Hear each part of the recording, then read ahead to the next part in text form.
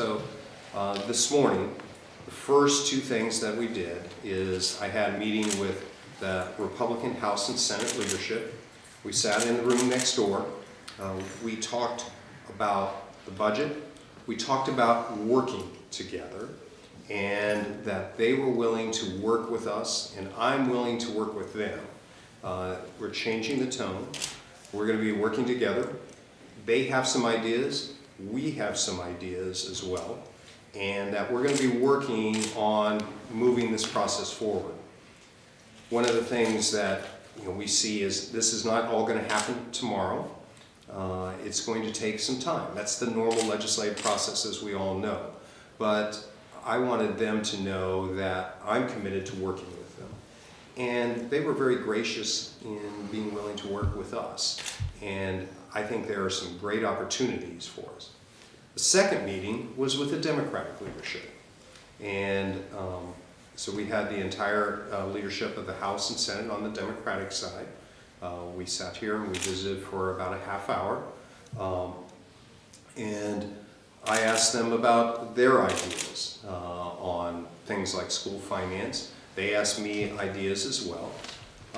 I thought that was a good first start. Certainly no agreement. I mean, these are massive decisions, but those were a good first start for us. I was going to ask, so some of the response to your state is that you can say you're changing the tone, that it's a new day, but the legislature is not sure what your priorities are going to be. They've said, actions speak louder than words. Yeah. So I guess, is there one major thing or one kind of initial first splash that you can take on to prove that you will have a different approach than Governor Brownback did? First thing we did is talk with the legislature, both Democrats and Republican leaders. Second thing we did is we're changing people. We're changing organization. The third thing that we're doing is you're going to see more transparency from our side. How can we do that? And it's just that'll be the first step. You're going to see some things happening there.